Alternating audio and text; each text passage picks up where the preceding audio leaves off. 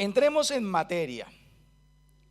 Vamos a orar primeramente antes de empezar. Quiero que cierre sus ojos y vamos a tener este tiempo de oración. Señor, te damos gracias por la oportunidad que nos das de hoy estar delante de ti, Señor, para bendecirte, para glorificarte.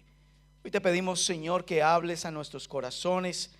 Tú conoces, Señor, la necesidad de cada persona que está en este lugar. Te pedimos, Señor, que hables a nuestras vidas y que hoy, Señor, podamos salir de este lugar con algo de ti, con tu voluntad perfecta, para que tú te engrandezcas en nuestras vidas. Te lo pedimos en el nombre de Cristo Jesús. Amén. Bueno, para los que no estuvieron la semana pasada y para los que estuvieron, obviamente, vamos a continuar con la segunda parte de la conferencia que empecé la semana pasada, que le di por título El Señor es mi pastor. Ahora, el tema siempre que lo que les estaba hablando ayer, la semana pasada, es que el salmista, el rey David, que fue uno de los grandes reyes del pueblo de Israel, cuando habló de este pasaje, que es un salmo conocido, yo pienso que es uno de los salmos más conocidos por muchas personas, llámese cristianas o no cristianas. El Salmo 23 es uno de los más conocidos. Todo el mundo se lo sabe de memoria, mucha gente se lo sabe recitar. Pero lo que yo quiero que ustedes entiendan es, el Salmo 23 tiene un fundamento que les decía a ustedes la semana pasada, y es como inicia. La frase que inicia es: el Señor es mi pastor. O sea, el rey David no estaba diciendo el Señor es un pastor, no es el pastor, sino es mi pastor. Eso significaba que el rey David tenía una conciencia, un conocimiento de quién era Dios para decirle de esa manera. No era el pastor, no era su pastor, era mi pastor. Y vuelvo y le repito, significaba que había una relación muy fuerte. También les decía a ustedes que cuando una persona conoce más profundamente a alguien, siempre habrá más confianza y más seguridad en la persona que aprendes a conocer. Tanto aprendes a conocer y a poner la confianza en esa persona, que esa persona puede tener y conocer tus secretos y saber secretos que otras personas no saben. ¿Por qué le estás diciendo a esa persona tus secretos? Porque puedes literalmente poner las manos al fuego por esa persona y confiar que tu secreto está bien guardado, porque conoces a esa persona. Por lo tanto, tu confianza y tu seguridad en ella aumenta. Lo mismo pasaba con David. David tenía una relación con Dios. Y les decía a ustedes que de la misma manera, en la medida que cada uno de nosotros tenemos una relación con Dios, una cercanía más con Dios, de conocerlo, nuestra confianza y nuestra seguridad en Él va a ser mucho más alta. También les decía que como David dijo el Señor es mi pastor, se asume que como él fue pastor, se asume que él entiende que si hay un pastor, tienen que existir ovejas. Y hablábamos que las ovejas eran animales que 100% necesitan del ser humano. Así que lo que dijo básicamente David fue: si Jesús es mi pastor, si el Señor es mi pastor, yo soy una oveja que necesito 100% de Él. Y empezamos a estudiar características de los pastores de esa época y cómo se ajustan esas características a el Señor. Habíamos hablado que el pastor era vigilante, que era un guarda y que también era un guía. En esas tres características nos detuvimos. Ahora vamos a continuar con la siguiente parte de las siguientes características que tenemos acá. En Lucas capítulo 10, versículo 30, vamos a darnos cuenta de algo que es importante y que era muy importante para el pastor. Lucas 10:30 dice: respondiendo Jesús dijo: un hombre descendía de Jerusalén a Jericó y cayó en manos de ladrones, los cuales le despojaron e hiriéndole se fueron, dejándole medio muerto. Aconteció que descendió un sacerdote por aquel camino y viéndole pasó de largo. Asimismo un levita, llegando cerca de aquel lugar y viéndole pasó de largo. Pero un samaritano que iba de camino vino cerca de él y viéndole fue movido a misericordia, y acercándose vendó sus heridas, echándoles aceite y vino y poniéndole en su cabalgadura, lo llevó al mesón y cuidó de él. Otro día al partir sacó 2 denarios y los dio al mesonero y le dijo: cuídamele, y todo lo que gastes de más yo te lo pagaré cuando regrese. El pastor de ovejas en el Medio Oriente tenía y debería tener una característica: era ser médico. ¿Por qué tenía que ser médico? Por las características que habíamos hablado la semana pasada de lo que eran las ovejas. Las ovejas necesitaban del cuidado porque como no tenían dirección, no son animales con buena visión, con buena expectativa de vida incluso, ellos tenían que aprender a curar también. Ahora recordemos un poco que en la época del Medio Oriente, y en el Medio Oriente las distancias debido al agua y debido a la alimentación, los pastores con sus ovejas tenían que caminar muchos kilómetros. Incluso un pastor tenía que estar días, meses, semanas lejos de su familia para llevar las ovejas a ciertos lugares para beber y para comer pasto. Pero en esa travesía se podían presentar enfermedades de las ovejas.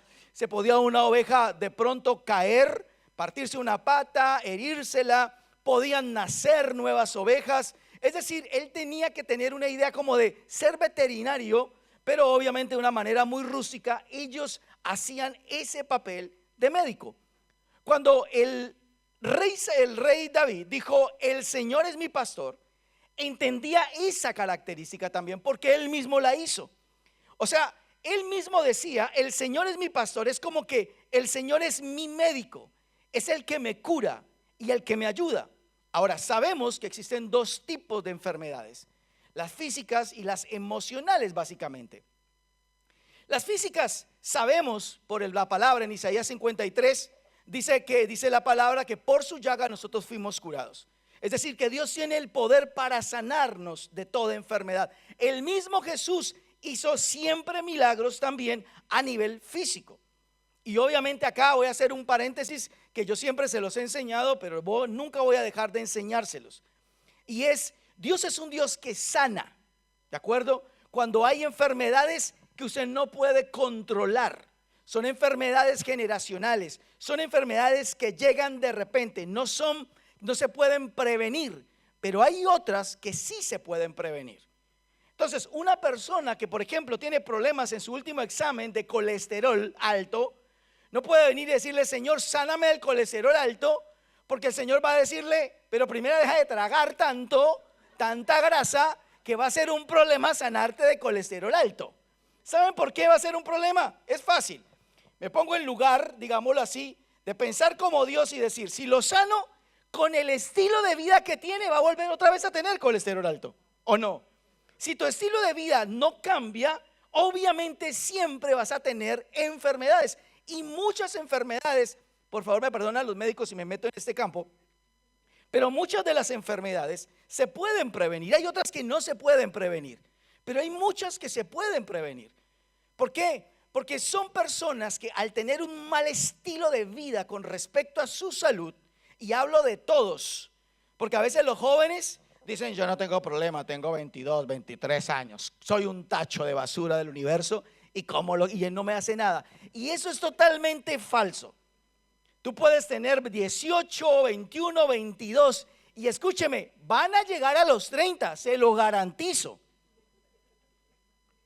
Y el cuerpo les va a pasar factura. A los 30 les va a pasar factura. Entonces, escúcheme esto: la gente quiere que el Señor los sane de enfermedades que supuestamente por negligencia usted mismo no se cuida y esas enfermedades vienen. ¿Sí se ha dado cuenta que hay gente que es fanática de la sal? Ni siquiera han cortado el primer pedazo de carne y ya le están echando sal.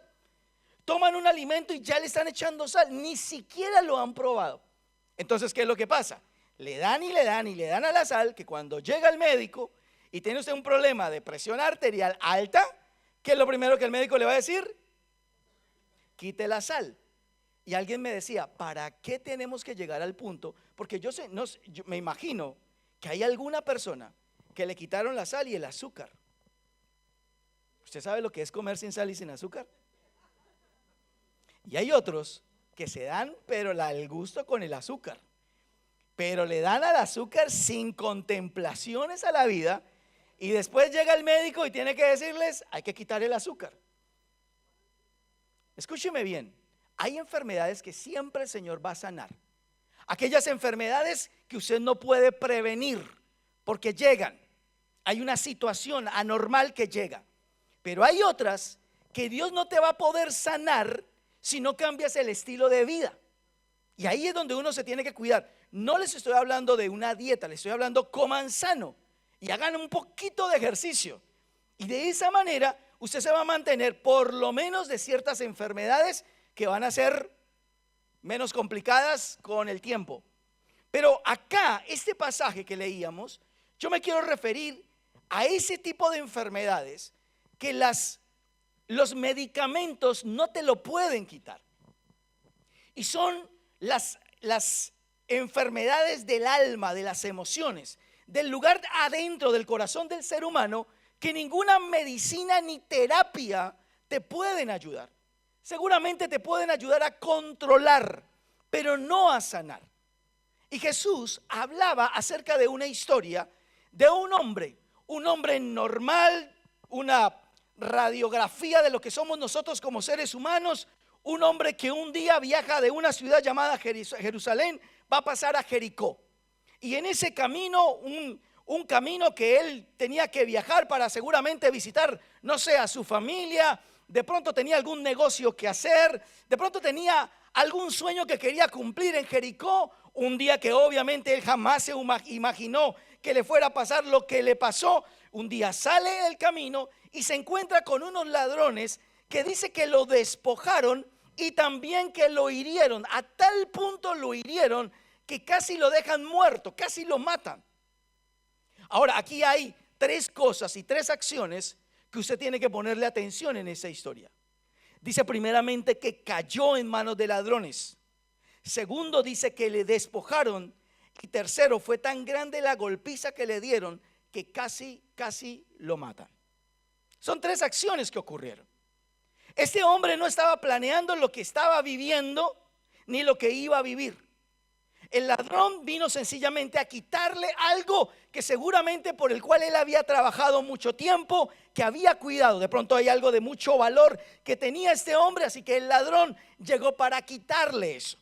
Lo despojaron significa que le quitaron absolutamente todo. Le quitaron eso que amaba, le quitaron eso que valoraba, le quitaron eso que cuidó, eso que trabajó, se lo quitaron. Pero aparte de todo, no fue solamente eso, sino que dice que lo golpearon tanto que lo hirieron.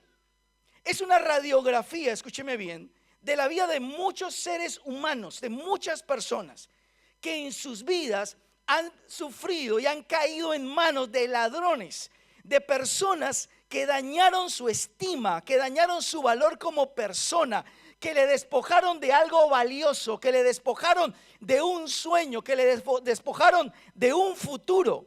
Muchas personas que a causa de toda esa situación fueron heridas, fueron golpeadas a tal punto, escúcheme bien, y se lo digo por la cantidad de consejerías que atendemos nosotros.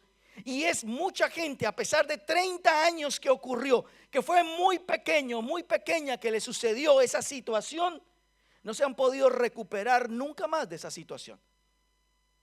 Fueron niños que de pronto en su infancia fueron abusados por algún tipo de persona, familiar o padres, que dañaron, que destruyeron, que robaron algo, que los despojaron de algo, lo dejaron medio muerto, medio muerta, y no han podido volver a ser los mismos de antes. Personas que en su juventud, en su adolescencia, vivieron algún tipo de situación con personas que dañaron su vida, que fueron literalmente asaltados, que sencillamente fueron golpeados, heridos, y que obviamente no pudieron recuperarse después de todo eso.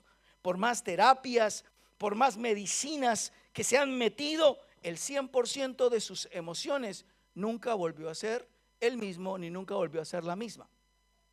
Una persona llena de desconfianzas, una persona llena de miedos y de temores. Muchas personas llenas de odio, de venganza. Personas que han sido golpeadas tan fuerte en sus vidas. Es una radiografía de lo que Jesús estaba hablando. Literalmente era de una radiografía de una persona molida de la vida, y que muchas personas, o que unos ladrones cayó desafortunadamente en manos de personas que seguramente no le hicieron la vida fácil, como no se le hicieron, le despojaron, le quitaron todas las cosas y lo dejaron medio muerto. Ahora, la historia continúa diciendo que en el momento que apareció eso o que aconteció eso, aparecieron dos personajes, un sacerdote y un levita. Recuerde que estamos hablando de los dos personajes, tanto sacerdote como levita, de las personas espirituales del pueblo de Israel, donde se espera que pudieran ayudar, pero no lo ayudaron. Dicen que mirándolo, dice que sencillamente siguieron de largo. El sacerdote y el levita, querida iglesia, son todos aquellos que usted esperó que le ayudaran. El sacerdote y el levita son aquellas personas que supuestamente deberían haberle ayudado a usted en ese momento, haberse preocupado por usted, pero no lo hicieron. Las personas que usted creyó, amigos, familiares, padres, el novio, la novia, los cónyuges, fueron de pronto los que usted más esperó que le ayudaran en momentos de esa dificultad, de ese tipo de golpe, de situación, y fueron personas que sencillamente te vieron y pasaron de largo. Hay personas que se dedican a tu alrededor en momentos de dificultad a hablar sencillamente de tu problema. Otros te ayudarán, otros sencillamente se cansarán de ayudarte y otros sencillamente desde lejos mirarán la situación tuya. Y esto fue lo que le pasó a este hombre. Este hombre estaba molido a golpes, estaba agonizando, pero el sacerdote no pasó y seguramente no lo tocó porque el ritual significaba que el sacerdote y el levita, por sus rituales, no podían tocar a alguien que estaba muerto. Seguramente ellos pensaron que estaba muerto y obviamente por su ritualismo no se acercaron a él. Así que lo dejaron morirse básicamente solo ahí. El sacerdote y el levita son todas aquellas personas de las cuales usted un día esperó que le pasaran un consejo, un abrazo, un saludo. ¿Cuántos niños, cuántos preadolescentes, cuántas personas que han sufrido tantas cosas, la culpabilidad a sus padres es porque mi papá y mi mamá no hicieron absolutamente nada? Porque de los que esperábamos no lo lograron. De lo que esperábamos del sacerdote y levita que nos ayudaron, no nos prestaron tanta atención. Pero en la historia aparece otro personaje y aparece un hombre que la Biblia no le pone obviamente nombre porque es una historia, pero dice, pero un samaritano que iba de camino. Estaba pasando por el mismo lugar y un samaritano. Muchos de ustedes lo conocen porque yo se los he enseñado el contexto de lo que son los samaritanos. Pero los samaritanos y los judíos tenían una guerra casada, no se podían ver. Los judíos rechazaban a los samaritanos y los samaritanos a los judíos. ¿Por qué? Porque los samaritanos, según la historia, en el año más o menos 580 antes de Cristo, recordarán que el pueblo de Israel estaba dividido en el reino del norte y el reino del sur. El reino del norte fue invadido, la capital de ellos era Samaria. Fue invadido por los asirios vinieron, conquistaron y como la técnica de esa época era sacar a todos los habitantes de esa tierra, llevárselos cautivos y llenar esa nueva tierra con gente de ellos, los asirios hicieron eso. Llevaron mucha gente de ellos para Samaria y la llenaron de gente de ellos. Pero la gente de ellos venía con sus costumbres de sus dioses, de su cultura, y cuando llegaron a Samaria encontraron que había otro Dios, otro tipo de Dios. Así que les dijeron, ustedes también tienen que aprender la ley del Dios de Israel. Así que esa nueva mezcla que se empezó a crearse entre los que adoraban a sus dioses y también, aparte de todo, entre sus dioses estaba el Dios de Israel. Entonces hubo una mezcla en esa raza y se convirtieron en los samaritanos para los judíos. Es decir, los samaritanos decían que eran judíos, pero los judíos decían, ustedes no son judíos de verdad porque su sangre está mezclada, se contaminó con otra sangre. Así que los samaritanos eran los rechazados, eran las personas que no tenían en cuenta a los judíos porque eran ese tipo de raza. Y Jesús muy inteligentemente, muy sabiamente mete en la historia a un rechazado, a alguien del cual nadie esperaba que ayudara a un israelita. Recuerde que estaba ahí metido, estaba botado en el piso, en el camino, medio muerto, era un israelita. Pero nadie estaba esperando de ellos, estaba esperando del sacerdote, del levita, pero ninguno de ellos le puso atención. fue solamente aquel que fue rechazado, aquel que nadie quería, aquel que todo el mundo miraba de medio lado. Fue él que dice que el buen samaritano, ese samaritano, se acercó y dice que fue movido a misericordia. No lo hicieron la misma gente, no lo hicieron los más espirituales, no los hicieron los más cercanos. No hicieron eso el que esperaba que lo hiciera, sino aquel que fue rechazado toda la vida. Aquel a que todo el mundo le hacía mala cara, fue el samaritano. El samaritano, dice la Biblia, que tomó vino y tomó aceite, hizo su mezcla, que en esa época la combinación de aceite y vino, bien combinado, hacía una especie de medicamento para las heridas. Y dice que él vendó las heridas, hizo su medicación, le sacó tiempo para poderle limpiar las heridas porque estaba, y encontró que no estaba muerto, estaba medio muerto, todavía estaba vivo. Escúcheme, era un samaritano. No le debería haber importado el israelita, pero él sencillamente dice fue movido a misericordia. Después que le dio los primeros auxilios, dice que lo puso en su cabalgadura. Significaba que tenía un medio de transporte, llámese caballo, llámese un camello. Él le puso en su cabalgadura, en vez de ir en el caballo, puso a uno de aquellos que fueron sus enemigos, lo puso en la cabalgadura, se lo llevó para un hotel de paso que se llamaba un mesón. El mesón era eso, un hotel de paso para los viajeros. Cuando llegó, dice que se dedicó a él a cuidarlo. Y cuando tuvo que irse, le dijo al mesonero: te voy a dejar 2 denarios. Un denario era el diario de un mínimo. Era el diario de un mínimo. Él dejó 2 denarios para que en ese tiempo le pudiera seguir ayudando. Y es más, no solamente se detuvo ahí, le dijo: mira, no sé cuánto me voy a demorar, pero todo lo que gastes en él, curándolo, ayudándolo, por favor me lo apuntas, que cuando yo llegue yo te voy a pagar absolutamente todo. El samaritano se preocupó tanto en la vida, en el bienestar de este hombre, que lo sacó adelante. Ahora, Jesús se convirtió en ese samaritano. Porque escúcheme, querida iglesia, desafortunadamente nosotros los seres humanos nacemos siendo necios y siendo rebeldes. Es nuestra naturaleza como seres humanos. Nos gusta hacer lo que queremos. Nos gusta las libertades que para nosotros son libertades. Entonces, cuando hay algo que me implica un Dios que me va a poner normas, el ser humano por su naturaleza no le gusta ese tipo de cosas. No nos gusta, así que nos alejamos, rechazamos. Así que a ese Dios que nos está poniendo esos mandatos para evitarnos dolores de cabeza, a ese Dios le damos la espalda. Entonces llamamos a Dios más como un invento de una religión, lo llamamos una religión, lo llamamos que Dios no existe, que hay dioses de cualquier forma, de cualquier manera, y a ese Dios que nunca hemos acudido, siempre le vamos a dar la espalda. Pero fíjese, en la triste historia de muchos de nosotros, que cuando nosotros estamos bien, o cuando el ser humano está bien, tiene todo lo que necesita, nunca, jamás se acuerda de Dios. Jamás. ¿Para qué el ser humano se acuerda de Dios si tienes prosperidad, eres una persona rica, tienes un buen trabajo, una buena profesión, tienes una familia, hay salud? Si tienes todo eso, ¿para qué necesitas a Dios? Tú solo puedes decir, o nosotros como seres humanos podemos decir, nuestra fuerza, nuestro poder, nuestra experiencia, nuestra profesión, nuestro conocimiento ha logrado todo eso. Pero desafortunadamente siempre hay puntos de quiebres en la vida de nosotros. ¿Por qué llegamos la mayoría de los que estamos aquí a los pies de Cristo? Porque alguien nos tomó, caímos en manos de ladrones, nos despojaron y nos dejaron medio muertos. Por eso nos acordamos de Cristo. Pasamos por una situación matrimonial casi de divorcios, nuestro matrimonio está para acabarse. Ahí nos acordamos que hay un Dios.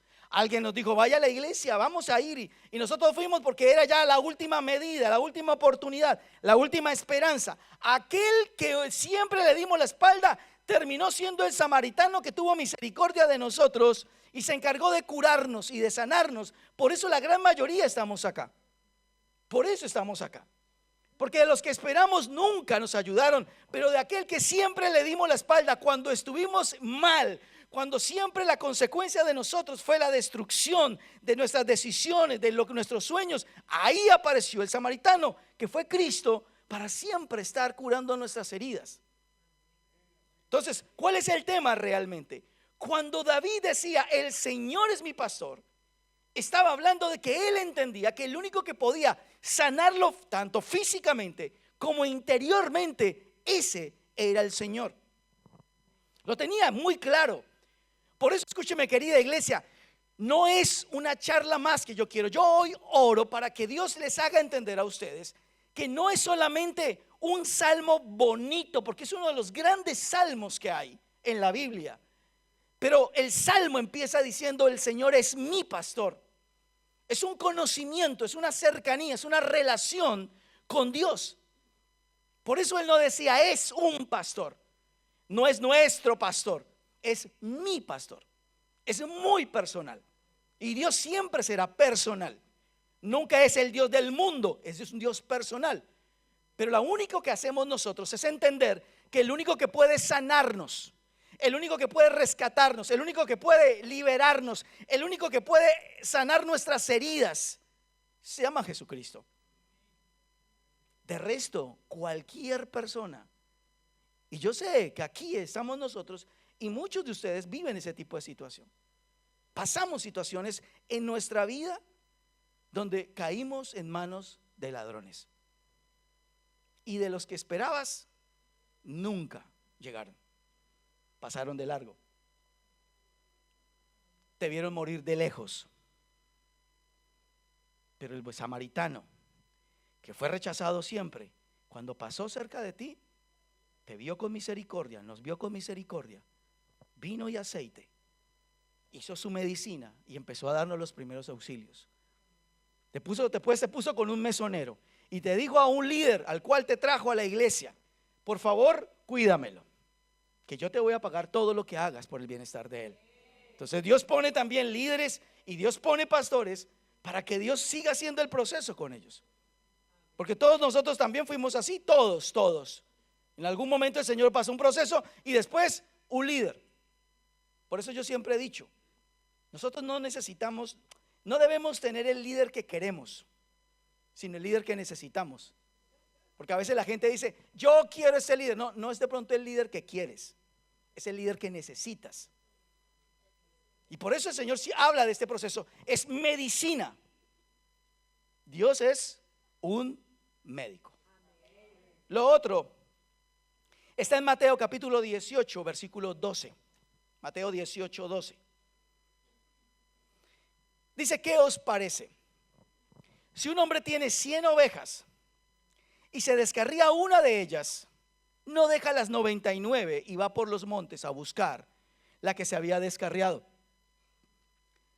¿Se acuerdan que la semana pasada les hablé sobre la vara y el cayado? Bien, hablábamos de la vara, que es el elemento recto que tiene realmente el pastor, y después viene una parte cóncava, parece un gancho, que ese es el cayado. La vara, la parte recta, era para corregir suavemente a las ovejas que, como no tenían dirección, seguramente se iban desviando del camino, y el pastor lo que hacía era toquecito y se metían. Pero también aprendimos que el cayado era para ciertas ovejas locas que, a pesar de la corrección que les daba el pastor, y les gustaba hacer lo que se les daba la gana. Entonces, ¿qué hacía el pastor? Daba la vuelta a la vara, encontraba el gancho y agarraba a la oveja que no quería meterse. Es decir, la oveja loca la llegaba y la agarraba y la metía nuevamente del cuello al lugar del camino que tenía todo el rebaño. Pero de vez en cuando la oveja loca se le escapaba al pastor. De vez en cuando el pastor, eran 100 ovejas. No estamos hablando de 2 ovejas. 100 ovejas y una de ellas, la oveja loca, se le va, se le pierde, se descarría. Pero mire lo interesante que dice acá, lo que decía Jesús. Decía, el hombre que tiene 100 ovejas, se descarría una de ellas, no va a buscar a la que se descarrió. Una cosa que usted tiene que quedarle claro es, el pastor se va a rescatar su oveja, no una oveja. ¿Me escucharon? El pastor no se va a rescatar una oveja, se va a rescatar su oveja. Por eso David, cuando decía el Señor es mi pastor, él se consideraba a sí mismo como una oveja. Es decir, Señor, soy parte de tu rebaño. Necesito tu guía, necesito tu protección, necesito tu corrección, necesito de ti. Entonces, dice que este hombre, dice, ¿qué les parece? Un hombre tiene 100 ovejas, se les descarría una. Dice, ¿acaso no iría, dejaría las 99 y se iría por la que se descarrió? Claro, se va por la oveja loca que se pasó y ya no quiso seguir con el mismo rebaño. Estamos hablando de una oveja descarriada que era de su rebaño. Ahora, aquí hay una cuestión bien loca también del pastor. Porque imagínense que el mismo David, en el capítulo 17 de 1 Samuel, que les leía la semana pasada, él mismo le decía al rey Saúl: cuando yo era pastor y una de mis ovejas se la llevaba algún lobo, un león, un oso, yo iba tras él. Pero qué locura eso. Yo preferiría darle los santos óleos a la ovejita, y estamos hablando de un león, oye, estamos hablando de un oso, no estamos hablando de un perro. Estamos hablando de que un león, un oso, se llevó una ovejita y el tipo se iba detrás del león y del oso y decía, y lo agarraba de la quijada y lo hería. No sé si estaba más loca la oveja o estaba más loca el pastor. Pero recuerde esto, el pastor iba y rescataba su oveja. Porque escúcheme, volvemos a lo que les decía anteriormente. Esta naturaleza nuestra de ser rebeldes, de hacer lo que nosotros queremos, muchas veces nos cuesta cosas en nuestra vida. Porque eso, mire, 35 años en esto, les quiero decir que yo he visto de muchas cosas. Pero la gente a veces conoce del Señor, se compromete con Dios, y un día entra en su rebeldía. No quiere ya volver a ser, quiere tomar sus propias decisiones, se aparta de Dios, se aparta de la iglesia, se aparta de todo lo bueno, y tarde o temprano, hoy, mañana, en unos meses o en unos años, escúcheme bien, yo los vuelvo a ver otra vez en la iglesia. ¿Sabe cuál es el problema? Un día yo le decía a alguien esto, cuando le estaba dando un consejo, y veía que la persona estaba como muy rebelde al consejo. Yo le decía: mire, ¿sabes qué es lo que yo quiero? O no quiero, más bien, es recogerte con cuchara, porque sé que no vas bien. Si no recibes mi consejo, es tu vida. Lo que no quiero es recogerte con cuchara. ¿Sabes lo que una vez esa persona me dijo después de muchos años haberse apartado del Señor? Pastor, vengo a que me recoja con cuchara. Fue totalmente destruida. Y ahí es donde la gente vuelve otra vez, donde Dios de alguna manera vuelve otra vez a rescatar. Ahí es donde vuelve otra vez el Señor a acordarse de una oveja loca que se fue del rebaño, una oveja rebelde que se fue del rebaño, una oveja de él que no quiso seguir el rebaño. Dios es un Dios de rescate, pero escúcheme bien, ese rescatar no significa que no encontró a la oveja herida o maltratada. Ese rescate no significa que él fue por ella y se la trajo normal. De pronto el Señor, el pastor, fue y encontró literalmente, la rescató de la boca del lobo, del león o del oso, pero estaba herida, estaba destruida.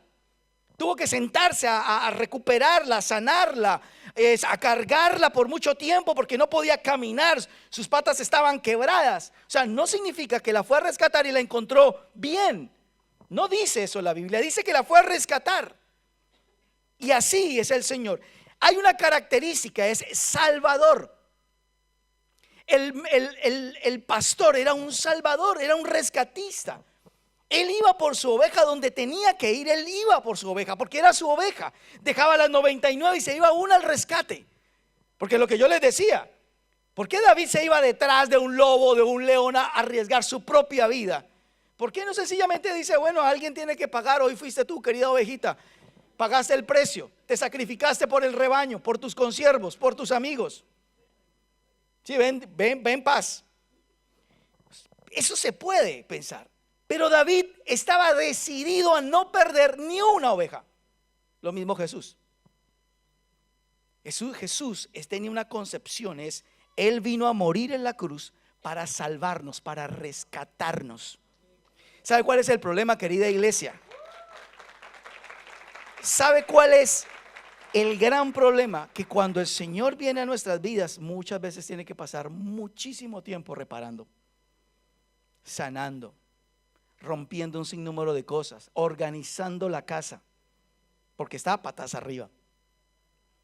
Pero así es Dios. Cristo muere en la cruz para rescatarnos a nosotros, rescatarnos del pecado, que es lo único que divide al hombre de Dios, el pecado, y para podernos liberar, para tener un propósito eterno. Cuando David dijo, el Señor es mi pastor, estaba diciendo, el Señor es mi salvador, siempre me va a rescatar. Aconsejo, no se deje rescatar.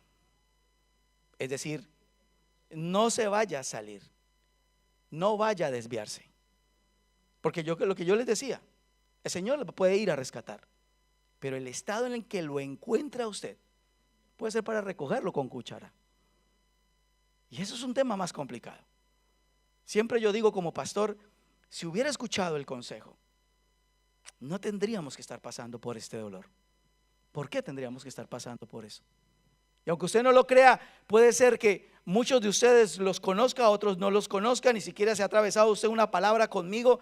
Pero para nosotros igual como pastores es doloroso cuando una persona que le hemos aconsejado, que ha estado con nosotros, pasa por una situación difícil se podía prevenir la situación. Pero a veces es nuestra necedad como seres humanos, está ligada a nosotros, la necedad, la rebeldía está muy ligada a nosotros. Pero tarde o temprano cuando uno está en el rebaño del Señor, el Señor va a rescatarlo a uno. Pero vuelvo y le repito, eso no significa que nos encuentre en buen estado, nos puede encontrar en un muy, muy mal estado, un hogar en muy, muy mal estado. Y obviamente, si hubieran hecho caso y si hubieran seguido, no hubiera sido tan grave la situación como en el momento. Porque así como pasa con una persona, pasa con un matrimonio. A veces los matrimonios cuando lleguen vienen de gravedad, literal, es para meterlos a cuidados intensivos, terapia intensiva de una. Así nos ha tocado con muchas parejas. Y uno dice, siempre yo digo, ¿por qué esperan hasta que el tema esté tan grave para hablar? Qué costumbre tan fea de muchas parejas. Como que esto nosotros salimos adelante. Yo creo que ahí vamos lidiando, vamos trabajando. Yo creo que los dos lo podemos. No, uno ya sabe cuando ya el tema ya no lo puedo controlar. Entonces, ¿para qué dejar a su matrimonio para entrar en un cuidado intensivo, en una terapia intensiva, cuando usted puede llegar a tiempo para arreglar muchas cosas y solucionarlas? A veces pasa lo mismo en terapia intensiva, pueden pasar muchas cosas, puede morir el paciente o va a pasar una cantidad de cosas. Precisamente por eso, si hubieras llegado antes, no estarías en este lugar. Por eso, escúcheme, Él es Salvador, pero está salvando una raza demasiado rebelde y demasiado necia como nosotros. Aún lo hablo como cristianos. Lo hablo como cristiano, porque podemos decir, sí, esos que no conocen de Cristo. No, lo hablo como gente cristiana. Gente cristiana que siendo cristiana son rebeldongos, pero rebeldongos. Es lo que yo digo, son como los niños cuando están aprendiendo y preguntan todo ¿por qué? ¿Por qué? ¿Por qué? ¿Por qué? Que usted ya no sabe qué responderle al niño. Pues pasa lo mismo con muchos. ¿Pero por qué? ¿Pero por qué? ¿Pero por qué? ¿Pero por qué? Y ya termina uno, pero ¿qué más quiere que le diga? Bueno, haga lo que le dé la gana, porque ¿qué más hacemos? No puede hacer uno más. Lo siguiente está en Mateo capítulo 6, versículo 25. Mateo 6, 25 en adelante. Por tanto os digo, no os afanéis por vuestra vida, que habéis de comer o que habéis de beber, ni por vuestro cuerpo, que habéis de vestir. ¿No es la vida más que el alimento y el cuerpo más que el vestido? Mira las aves del cielo, que no siembran ni ciegan ni recogen en graneros, y vuestro Padre Celestial las alimenta. ¿No valéis vosotros mucho más que ellas? ¿Y quién de vosotros podrá, por mucho que se afane, añadir a su estatura un codo? Y sí. Los que nos tocó esta, no, ni estresándose usted va a crecer. Ahí nos vamos a quedar. Pero siempre hay cosas bonitas, como que los perfumes caros vienen en estuches pequeños. Y ya la sacamos siempre. Y por el vestido, ¿por qué os afanáis? Considerad los lirios del campo, cómo crecen, no trabajan ni hilan. Pero os digo que ni aun Salomón con toda su gloria se vistió así como uno de ellos. Y si la hierba del campo que hoy es y mañana se echa en el horno, Dios la viste así, no hará mucho más a vosotros, hombres de poca fe. No os afanéis pues diciendo que comeremos o que beberemos o que vestiremos, porque los gentiles buscan todas estas cosas, pero vuestro Padre Celestial sabe que tenéis necesidad de todas estas cosas. El pastor literalmente tenía una característica y era el que alimentaba. Era el que alimentaba. Lo que yo les decía, el pastor tenía una función muy fuerte que era alimentar. ¿Por qué? Por el medio del Medio Oriente. O sea, en esa época y en esta época, ser pastor era muy complicado porque todo se basaba en la alimentación de las ovejas. Entonces no era que se quedaran en un solo sitio, tenían que ir días, meses, semanas, muchas veces salir de su casa para llevarlas a buenos pastos. El agua no era natural verla en cualquier lado, había que irla a buscar. Habían a veces aguas subterráneas o a veces había que tener pozos donde sacar el agua. O sea, el pastor también dependía de las estaciones del año, por ejemplo. No era el mismo pasto en verano que el mismo pasto en invierno. No era exactamente lo mismo. Entonces, todo giraba en torno a la necesidad. El pastor sabía que sus ovejas necesitaban el mejor alimento, porque eran sus ovejas, no eran las ovejas del vecino, eran sus ovejas. Por lo tanto, si él quería la mejor carne, la mejor lana, tenía que alimentarlos con el mejor pasto y dándoles agua. Es lo mismo con el Señor. Cuando David dijo, el Señor es mi pastor, estaba diciendo, Él es el que me provee. Él es el que cuida de mis necesidades. Y algo que aquí, lo que dice la Biblia, lo que Jesús hablaba, básicamente es por qué se afanan, por qué se apuran, por qué les causa temor, si su Padre que está en los cielos sabe de qué cosas tienen necesidad. Saben que necesitan alimentarse, saben que necesitan el vestido, saben que necesitan pagar sus necesidades. El Señor lo sabe. Ahora, aquí viene una parte importante que también les hemos enseñado. La prosperidad que busca siempre el cristiano no es algo de la noche a la mañana. ¿Saben por qué? Porque la misma palabra dice que el amor al dinero es el peor mal que existe. No el dinero, el amor al dinero. Ahí es donde radica el problema, escúcheme bien. Para cristianos y no cristianos. Porque el amor al dinero es lo que corrompe, no el dinero. Nunca Dios estuvo en contra de la prosperidad. Porque encontramos hombres como por ejemplo Jacob, Abraham. Fueron gente muy rica. Salomón, dice que no hubo un rey tan rico como él. El problema de Dios siempre con nosotros es nuestro amor, el lugar que ocupa el dinero en nuestra vida. Entonces, Dios no entrega una prosperidad a una persona porque sí. Primero prueba el corazón de esa persona en la escasez, en lo poco. Si eres capaz de glorificar a Dios, ser obediente, caminar con Dios en los momentos críticos donde tus finanzas no son tan amplias, serás también bueno, fiel, comprometido cuando tú tengas la prosperidad. Pero si nunca fuiste buen administrador de lo poco, tampoco serás buen administrador de lo mucho. Por eso hay mucha gente y muchos cristianos que dicen, pero el Señor me dijo que me va a prosperar. Y sí, el Señor nos prospera, pero primero te va a probar el corazón. Porque yo he conocido muchísima gente cristiana que llegaron aquí destrozados financieramente, en ruina. Levantaron una empresa, desaparecieron del mapa. Ni siquiera con el Señor siguieron. Entonces la pregunta es, ¿para Dios qué es más importante, su alma o el dinero? yo siempre digo, conforme a lo que dice la palabra, Dios prueba siempre el corazón de nosotros antes de prosperarnos. De pronto algo que usted se tiene que analizar es ¿por qué no prospero? hay algo en su vida, en su corazón, que Dios ha detectado que usted no sería muy entregado a Él cuando conociera la prosperidad. Nosotros siempre les hemos hablado de nuestro testimonio. Nosotros sabemos lo que significa la escasez. Sabemos lo que tener un hijo o hijos en medio de la escasez. Compras pañales o compras comida. Nosotros sabemos, 6, 7 años vivimos de esa manera. Pero uno a veces entiende cuando vivió todo eso y vio la prosperidad, vio el maná, vio que Dios le daba a uno lo diario, porque a veces se alcanza para lo diario, ni siquiera dice, no es que puedo ahorrar para vacacionar, no, tienes lo diario, no te alcanza sino para pagar lo diario, para comer lo diario. Como los israelitas con el maná en el desierto, todos los días tenían que recoger la porción del día, no podían recoger 2 o 3 días, la porción del día. A veces usted puede decir, pero solamente tengo para, no sé, arroz y huevo.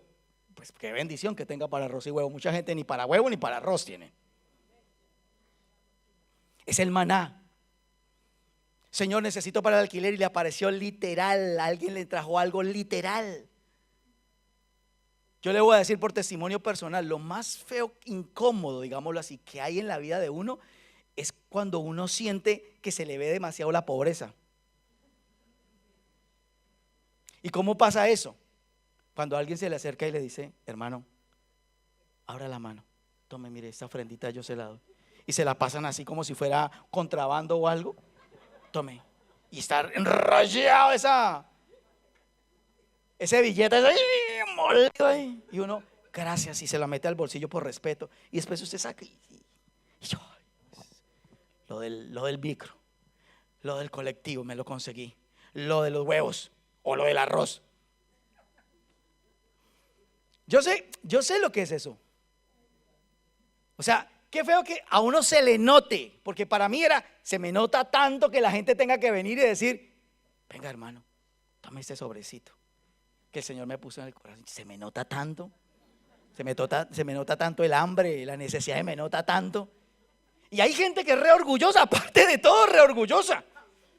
¿Qué cree? ¿Que no tengo para comprarme un huevo? Aparte de todo, el Señor le manda una provisión y se ponen enojados porque alguien les está ayudando. O sea, escúcheme esto.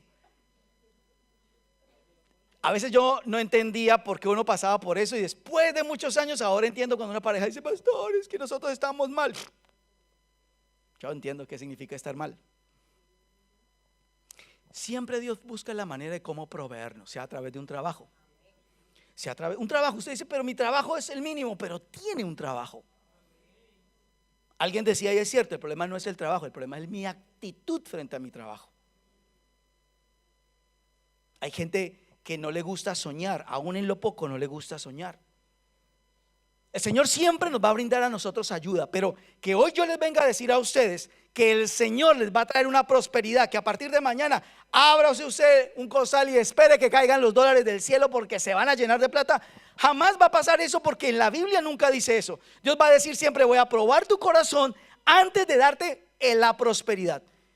Si realmente pruebo que en la escasez me has sido fiel, que en la escasez fuiste un buen administrador, entonces me dirás que vas a ser muy buen administrador y me vas a ser fiel en medio de la prosperidad. Que no te vas a ir detrás de tu prosperidad, porque ese es el problema. Dios te bendice y nosotros nos vamos detrás de la bendición. Dejamos al Dios de la bendición y nos vamos detrás de nuestra bendición. Y por último, la última característica, les voy a leer un pasaje que para mí es el fundamento de las características del pastor.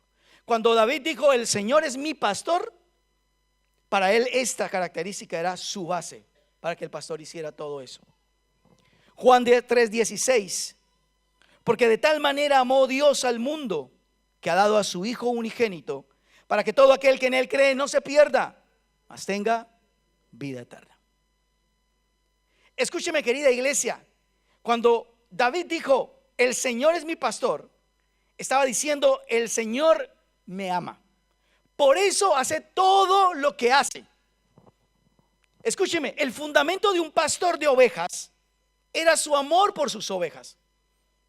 No guiaba gratis, No les daba provisión porque quería. Era su amor por sus ovejas, ojo, no por las ovejas. No que amaba a los animales del planeta. El pastor pasaba tanto tiempo con sus ovejas que por eso le ponía nombre a sus ovejas y tenía una relación con sus ovejas, una cercanía con sus ovejas. Por eso las que nacía las llevaba en sus brazos, la que estaba enferma la ponía aquí en sus hombros y caminaba en ella. Por eso el pastor aguantaba semanas y meses fuera de su hogar, de su esposa, de sus hijos, por amor a la alimentación y al cuidado de sus ovejas. Arriesgaba su propia vida contra leones, contra osos, contra lobos, para salvar la vida de sus ovejas por amor a sus ovejas. Nadie arriesga su vida porque sencillamente me gusta la adrenalina. El pastor de ovejas tenía un fundamento, era el amor.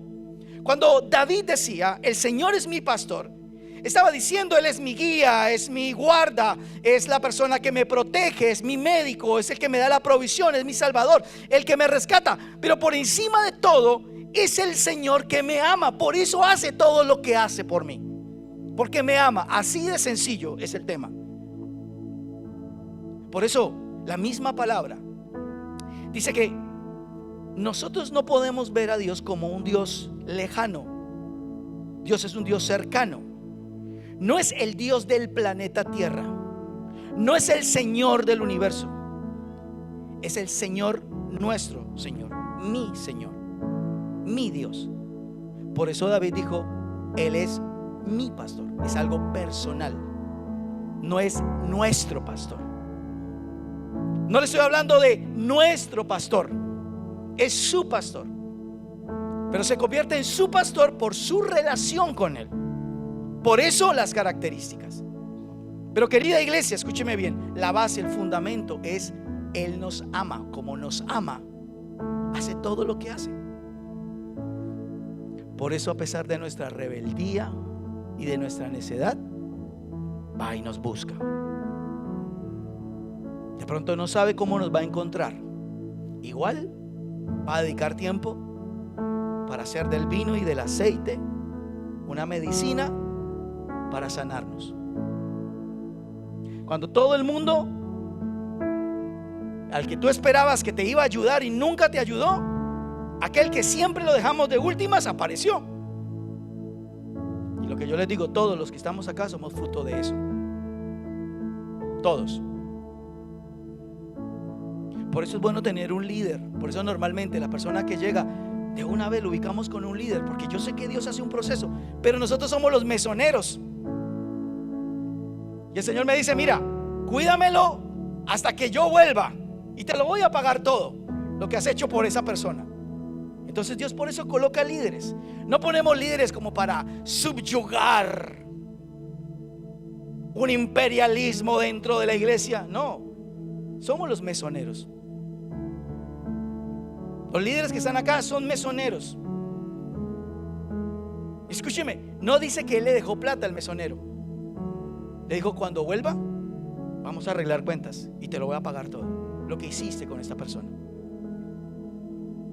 Por eso, queridos líderes, también es importante lo que usted haga con las personas. Porque si usted descuidó y no cuidó lo que el Señor le entregó, también van a haber cuentas. Así como dice, vamos a arreglar cuentas y te lo voy a pagar todo, también el Señor va a decir, ¿qué hiciste con la gente? ¿Las cuidaste realmente? ¿Las protegiste? ¿Las vigilaste? ¿las alimentaste? ¿Cuidaste sus heridas? ¿Le seguiste ayudando con sus heridas? Por eso, escúcheme bien, el Señor nos rescata, nos da su provisión. Todos en este planeta pasamos por lo mismo. Todos pasamos por momentos de necesidad, alquileres, todo lo que es necesario para nosotros. Todos pasamos, en algún momento tenemos que pensar, ¿y cómo vamos a pagar esto? ¿Cómo vamos a pagar lo otro? Pero cuando uno dice, el Señor es mi pastor, nada me faltará, sabe que de alguna u otra manera Dios se va a dar las mañas para que llegue algo que le pueda a usted ayudar. La suegra que usted siempre rechazó,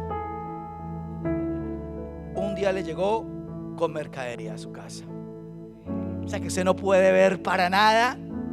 Va a tener usted que bajarse y comerse su orgullo, morderse la lengua y decirle gracias, suegrita. Porque la verdad, a veces hay suegras complicadas, pero detrás de todo eso siempre hay un corazón. Esa persona que usted nunca tuvo en cuenta terminó siendo la persona que le iba a bendecir, que le iba a ayudar, que le iba a dar una mano. Cristo lo hace ¿por qué? Por amor. Mi oración es que más que usted entienda estas características, entienda la más grande. El Señor es mi pastor, no porque realmente lo recite de esa manera, sino porque es mi pastor. Entiendo cuáles son sus características por mi relación con Él. Y entre más conozco de Él, más confianza y más seguro me siento. Porque pasa cuando le conocemos. Cuando no le conoces, hay dudas, hay sospechas. De pronto sí, de pronto no, me dejo llevar más por otras situaciones. Pero cuando realmente yo le conozco a Él, sé que nada me faltará. Amén. Den un fuerte aplauso al Señor.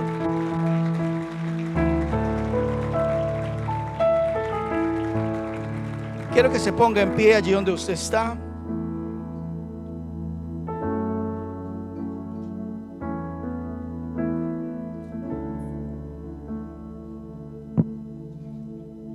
Cierre sus ojos.